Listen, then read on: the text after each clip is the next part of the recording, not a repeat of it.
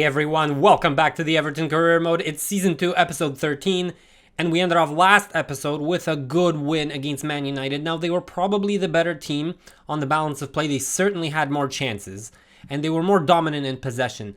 We didn't really have too much possession, especially in the final third, and in general, we were outplayed in terms of ball retention and things like that, but it just shows that you really don't need that to win a game. As you can see, Man United had double the amount of shots we did, and on another day we may have lost. But Richarlison was the difference, guys, and you really don't have to have a lot of touches at all to impact the game, especially if you're playing a certain way. And the way we played, Richarlison got on the end of 2 through balls, and he put them in. He had 3 or 4 passes in the entire game. He barely touched the ball, but when he did, it counted, and that is the most important part. We got the 3 points, and we move on. Unfortunately, guys, we're going to be without our talisman Richarlison for the AC Milan game. That's a big loss. However, Mopai has come into the office and said, yo, I'm ready to go. Put me in, and I'm going to give him the chance to take up the mantle here. It's going to be a very good game at Goodison here. Milan's going to set up the same way. They did make some changes. Tonali comes in for Bakayoko, Ben Yedder in for Martial, and Coates in for Kier. Other than that, the formation, the style of play stays the same, though they will probably be more aggressive now that they're chasing the game. The only change we're going to make is Mopai in for the injured Richarlison, and we're going to try to play on the front foot. We're at Goodison. Let's give the fans something to cheer for, and let's get into the quarterfinals, guys. Welcome the 2 teams to the pitch.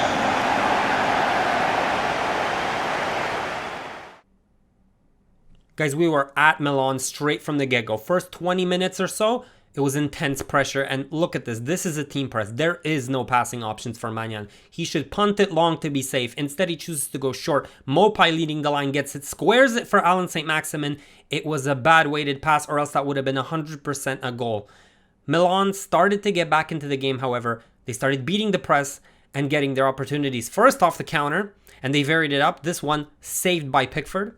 And then they were content on also keeping possession, working the ball into the box. They're a very measured team. They're very patient. In the first game, they actually kept loads of possession against us, and it paid dividends this time as well. They worked the ball well into the box, and they had a shot, another save from Pickford. It was a while before we were able to get another opportunity in this half.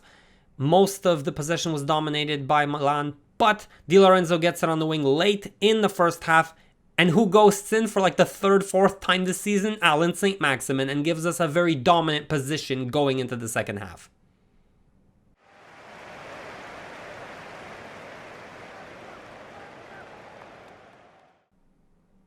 I kind of feel sorry for AC Milan because being robbed in the first game, and they were totally robbed, the game plan changes, the tactics change, you have to go for it, and now you lose a goal in the second leg, and it's a completely different story. You're chasing, but Milan didn't hang their hats, and they continued to attack. They had one good chance, saved by Pickford, and another one here, again, saved by Pickford. They weren't giving up, and it took them a while to start getting into the groove because that one goal put them off, but slowly in the first half they did, and they had a number of chances, and finally they get a goal, a very lucky one, and I'm not going to blame my defense because this time it wasn't a defensive error per se, it's just bad luck, and all of a sudden Milan are back in this, and they need one more goal because the away goals don't exist anymore, and they're right back in it, and they had a golden chance here late on in the game. It's added time, guys. It's the very last minute, a great back heel, and what a beautiful save from Pickford. He puts us into the quarterfinals, guys. This is some story. At Goodison, we secure the win. We secure the quarterfinal berth in the Champions League, and again, if we had faced a big elite team, maybe we wouldn't have, but the draw was kind to us, and all of a sudden we find ourselves deep into a competition. Can it be that we win again just like in the FA Cup? Who knows?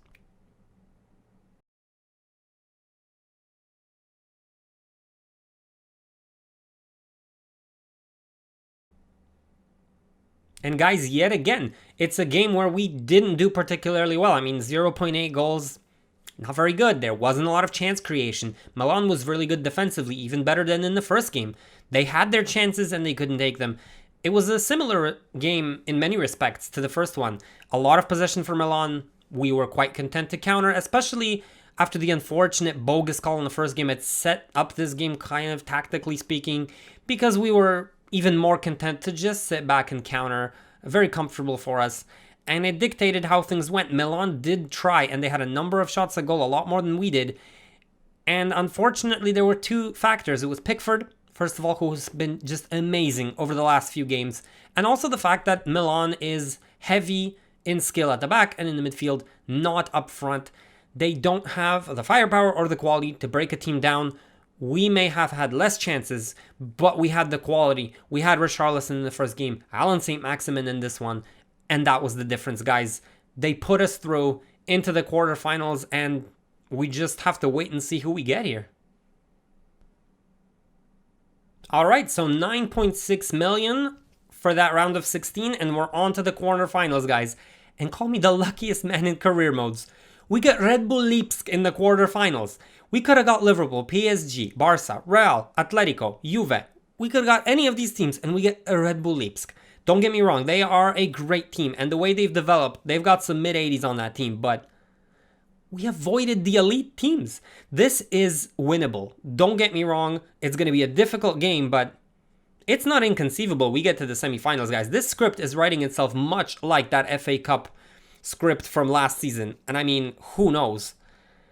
Before we get there, though, there's a few league games we have to do, and in the league table, we're climbing, guys. We're now only 3 points off Spurs, 2 off of Chelsea. If Liverpool win their game in hand, it's going to be 3 points, and 7 off of City, but I'm not really expecting a title here. I just want to get into the top 4, and I just need one of these teams to slip. Obviously, we have to win our games, and they're not going to be easy. We have West Ham coming up. We've done historically well against them, and I've noticed that we do well against 4-2-3-1s, less so against 4-3-3s. This is something I definitely need to look at because it might be a kryptonite for our 4-4-2. But West Ham set up in a 4-2-3-1, very similar to AC Milan, very conservative, actually even more so in certain respects because they drop back and they give you possession, which is not something we're particularly comfortable with, but we'll make do. But yes, they're very conservative and balanced in their approach. They've got a striker who drifts wide, who is a false 9 and drops into midfield. And what this does is allows runners from midfield and runners from out wide to take up these positions. Vlasic is that free roam number 10, and he's going to be picking out these different passes. But you've got Souček and Rice as late runners. Rice is getting forward all the time, and Souček is on balanced attack, so he'll be getting there less often, but still providing that runner from deep. Those midfielders are set at balance, and because the space will be vacated by that false 9, they will recognize that and go forward. So it's an interesting system for sure. And the main threats are Rice and Souček. They're the highest overalls for West Ham. They make everything tick, both defensively, they're the linchpin, and offensively. So it'll be really interesting to see if we can win the midfield battle against these two magnificent players. We have a number of changes coming into the squad because of fatigue, because of other factors. Richarlison is still out. So a number of changes. Grace coming in, Holgate, Davies, Brooks. But they're good players, and I feel like we can win, especially since we're at Goodison, we can win against West Ham, so let's have it. Please make some noise as we welcome our visitors, West Ham United, and your very own. It was some pretty end-to-end stuff to start the game. West Ham had a really good chance on the break, and what a sliding tackle. That is great defense. This is exactly what I want to see. I don't often praise the defense, but I will this time. And right off of that, we have our own opportunity. Gray plays off on the shoulder like Richarlison, and he puts it in like Richarlison. He's learned well from him. What a finish by Gray. What a start to this game for us. 1-0. And we were coasting. There wasn't too many chances for either side. West Ham had this one because of that error. I mean, what is that? This is why you don't praise the defense, because they do stuff like this. And they get it. It's 1-1, guys. I jinxed it. This is why you never praise the defense, or they just go back to doing whatever they were doing. We have one more chance in the first half, guys. It's a great cross, and Alan St. Maximin does his classic underlapping run, gets in, ghosts in, and has this header.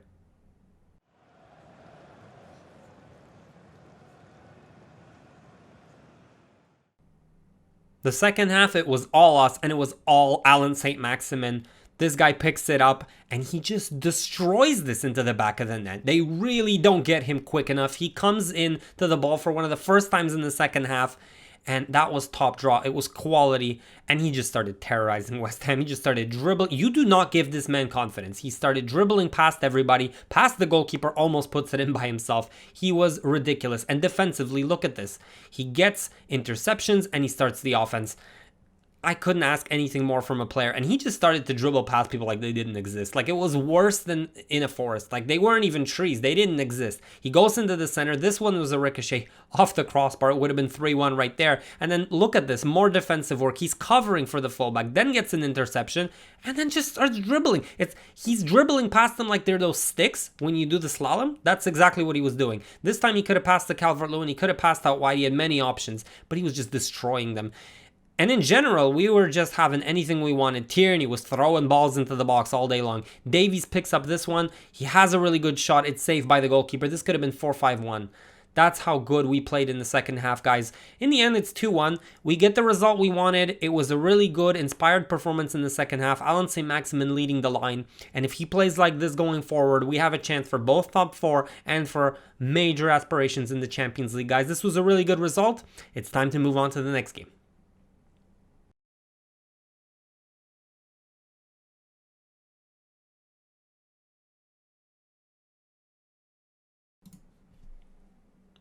Another win under our belt, guys, and this time the scoreline matched the performance, at least in the second half, that I want to see. We limited West Ham basically to that one goal they scored. They really didn't have any other opportunities. We maybe didn't have all that many of them, but we did continuously terrorize them, and we did have that possession. I always worry about teams who drop back and give us possession because we're really more comfortable countering, playing fast vertically. But we even found opportunities to do that in this game, and when they did give us possession, especially in the beginning of the first and second halves, we coped well with it. That left-hand side was functioning very well. Tierney and Alan St. Maximin clearly have chemistry together. Tierney was up and down. His average position was well into the opponent's half, and he was getting those balls diagonally in, whether they be crosses or long balls. Alan St. Maximin, I mean, you guys saw, he terrorized them. He terrorized them all day long. He didn't get more assists or goals, but he was always in and around that area, either going wide or cutting into the middle, creating from there. And Damari Gray stepped in for Richarlison, did a very good job as well. So that left-hand side was functioning exceptionally well this game. Alright guys, Richarlison is back from injury. This is great news, and it's key because we have important games against Spurs and against Red Bull Leipzig in the quarterfinals of the Champions League coming up, and he's going to be able to help us, albeit off the bench in the first game because I don't want to rush him back, but still, he can be an impact sub. And if you look at this league table, Chelsea dumped. So did Spurs. They tied, so we're 1 point above Chelsea, even with Spurs, 3 points off Liverpool, 5 off of City. It's shaping up to be a really interesting end of the season, and last season, Spurs were really, really good up until the last games of the season, and then they dumped hard. So I'm hoping that'll happen again this season, and we can steal that top 4 spot yet again, which makes this game all the more important. I mean, it's pivotal. Spurs are playing at home, and it's not going to be easy, especially since their setup is emphasizing heavily the possession, slow build-up system. They love it, and that's going to force us without the ball. And I know we love it, but we can't soak up pressure that well defensively. So this is going to be a long, drawn-out battle where I'm preparing myself for pain without the ball and trying to break. It's going to be a tough one. And they play 4-3-3, which I said might be our kryptonite. And on top of all of this, they have Kane, the perfect striker to play false nine drop. He has that technical ability, and there are beneficiaries of that. Ali, who's a central midfielder going forward, and he's enabled by a very well-balanced midfield where Skip plays a supporting role, and Fernando stays back and cuts out passing lanes. And then the second main beneficiary is Son, and to a lesser degree Salvio, who are cutting inside as wingers, occupying that vacated space, and then obviously still allowing those fullbacks in Reguilon and Doherty to go forward. And this creates overloads, helps the possession system, and it's really just a nightmare to play against when played well. And obviously, this is all made possible by Kane and Son. In fact, their position in the league table is due to these two talismans. They're banging in the goals, they're making things happen, and those are the main threats. You have to neutralize them. And you can see, when we play Tottenham in this series, when Kane comes off, whenever he does, off of a sub, they completely deflate. So he really is the linchpin. We have to do well against this team. A minimum, a draw here would be nice. Richarlison, I'm not going to start. Mopai is starting. Otherwise, it's the starting lineup because I know we have Red Bull Leipzig in the quarters of the Champions League, but this is pivotal right here. We need a good result. Let's go, guys. As we welcome the two teams to the pitch. Here's how the Spurs... Guys, I was right when I said that this is going to be a nightmare if Spurs played well. And for the first 20 minutes, they played really well. And we didn't touch the ball, basically. It was that difficult. It was that bad. And Pickford was on point. Guys, he's ridiculous on his day. And he has been on his day for like the past 2 months. And Spurs had so many chances, but he was on top of it. Kane, Son, save after save. I mean, these are ridiculous saves. Finally, we're able to breathe a little bit. We get an interception, and then Fernando comes flying in, and the ref shows a red. He shows a red to Fernando. You know what? I'm thinking, yeah, that's definitely a foul, tactical foul, maybe a yellow. Nah, straight red. I looked at him like, maybe not. I would have given a yellow, but I'll take it. And we started to breathe a little bit more, and Tottenham was a little bit in shock. We started to attack. Alan St. Maximin throws the ball, and Calvert-Lewin volleys it just wide.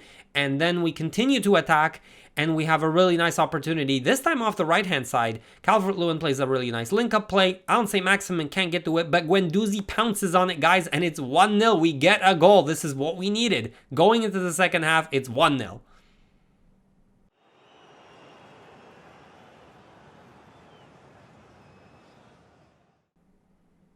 On one hand, tactically, because Spurs didn't change out Fernando from that CDM role, they lost that goal. But on the other hand, in the second half, it was constant pressure because they kept those two CMs. And going forward, they actually dominated play.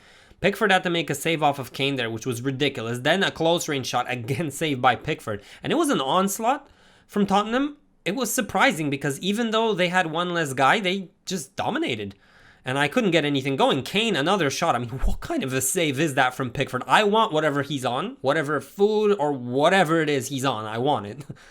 And they just continued to attack, and Pickford continued to bail us out. Save after save. It was really bad. They were down to 10 men, and we unacceptably couldn't even get out of our own half. That's pretty much how bad it was. Pickford was bailing us out. This man is giving us top 4 right now. That is basically how it's looking like.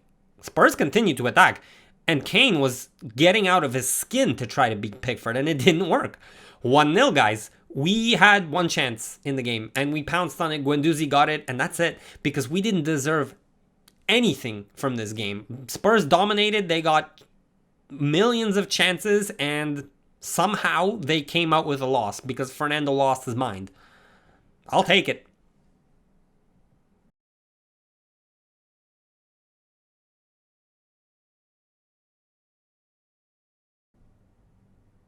So 60% possession, 10 shots, 2.8 expected goals, double the amount of passes we had, and 93% passing accuracy, all while down to 10 men. I'll give it to them. Spurs is a really good team, and they probably deserve to be where they are in the league table. They dominated us in terms of position. I knew from the beginning this was going to be a long drawn-out battle. We were going to suffer and not have possession. That's exactly what we did. We bunkered ourselves basically in our own box. And they had the amount of chance creation that they did. They had the shots. They couldn't break us down. They had that one lapse where they got the red. We had one opportunity. Guendouzi took it. That's the storyline. And the other storyline is Pickford was a god in net. A straight 10.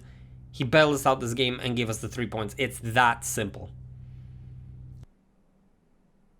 All right, guys, it's time. Richarlison is ready to go. Some of the teams have already played their games, but now it's our turn, guys. Everton versus Red Bull Leipzig in the quarterfinals of the Champions League. It's at Goodison, and this is going to be one hell of a game. And it's going to be a difficult one, guys, because they play the lead system, except it's completely on steroids. Press after possession loss, yes, but not at 60 depth, at 80 depth, and not balanced. Fast build-up forward run, so they're like a pack of wolves. They get it, and they're straight at your throats. This is going to be really difficult to defend against, and this is going to be a complete failure or a complete success, and it's all dependent on whether we can beat that press. They set up in a 4-2-3-1, unlike anything I've seen. Sure, their striker is garden variety. He does what you need him to do, either hold up the ball, make forward runs, but where it gets interesting is Dani Olmo. Number 10, who doesn't roam, he sticks to his position, so it's really an Nganchi, someone who just sits there, and everything is run through him. He just turns and sprays balls. Szoboszlai and Nkunku are wide forwards who free roam. So they're the ones creating the movement and the chaos. You've got overlapping fullbacks creating numbers advantages, creating width. There's a lot to take in here. Adams is man marking. Everything is geared towards that press.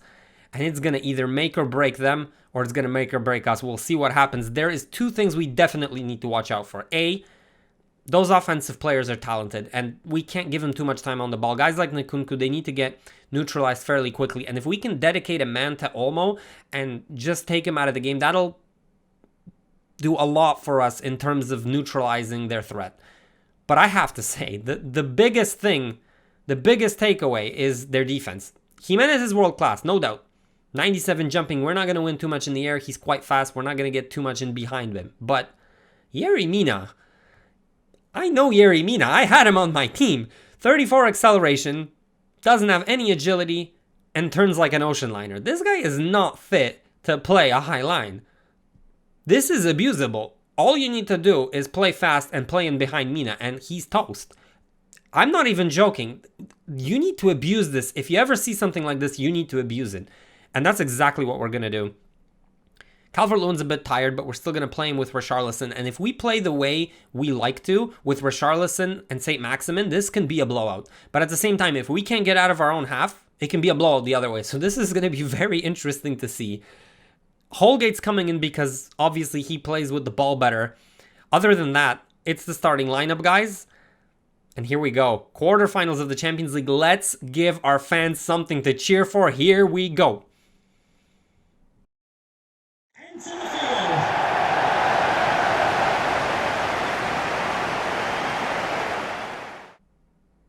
We started this game really well, guys. Crisp passing, one-touch football, and we beat the press for the first 5 minutes. Alan St. Maximin gets on the end of it. He surges into the box. A save by Gulaschi. That should have been 1-0, but we recycle play. Calvert-Lewin gets it, lays it off to Alan St. Maximin, and this time he ain't making the mistake. 4th minute, 1-0, guys. What a start, and this was honestly one of the most exciting games I've played this series. It really was. It was high intensity from both sides, and the Red Bull Leafs was not asleep, guys. They did exactly what I thought they would. They really did. Once they lost possession, they hounded you for it.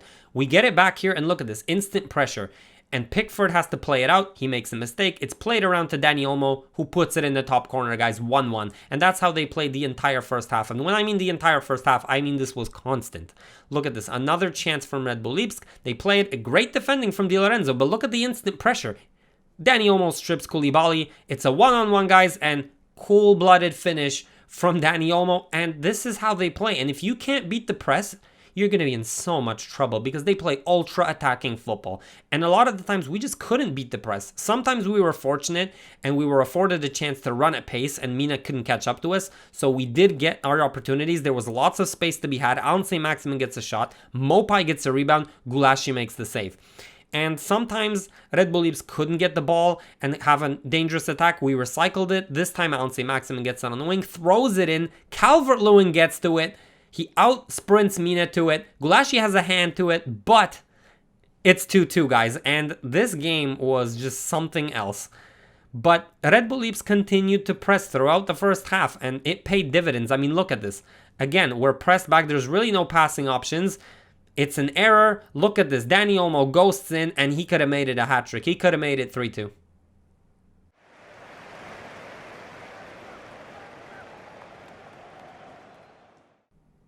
The second half was a little bit of a different story, guys. First of all, we were at it. We beat the press consistently, and we started getting opportunities. Rafinha has a good one. Gulaschi makes the save. Off the resulting corner, Calvert-Lewin gets it. Another save by Gulaschi.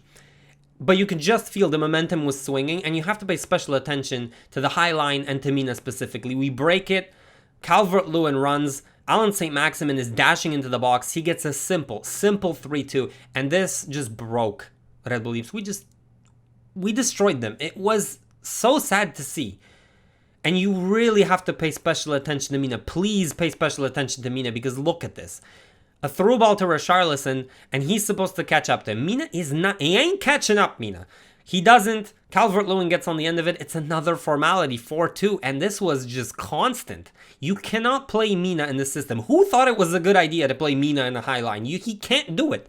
He gets abused time and time again. Look at this. Davies sprints. Everyone is sprinting past Mina. He can't catch up. Cantwell puts it in. It's 5-2, guys. It's inevitable. It's just tactically inept for whoever put this system together and put Mina as a CB. Mina is supposed to sit back there and collect headers. That's what he's supposed to do. That's what he's good at. At this point, he's not even in position. He's nowhere to be found. Gulaschi makes another save, or it would have been 6, 7, 8, and it was constant. The counterattacks were just constant. Look at this space for Davies. I mean, they're shambles at this point. It's 6-2, guys. This isn't because of easy difficulty. This is because of tactical ineptitude. I play on Legendary. Sometimes these things happen. If you're going to set up this way, you're going to get torched in real life. It's that simple. We have another counter opportunity. I mean, look at this. They sent Mina for the corner. What do you think he's not catching up? There's another counter opportunity. It's a formality, guys. Mopai doesn't get it. It would have been 7-2. It should have been 7-2. It should have been 10-2. They set up so naively and they didn't change it towards the end of the game. I had to do this to them. It's a great game from us. Goodison had a treat of a game. Guys, thank you so much for watching this episode, especially this game. If you liked it, please leave a like, leave a subscription. Thank you so much for watching, guys, and I'll see you next time. Laters!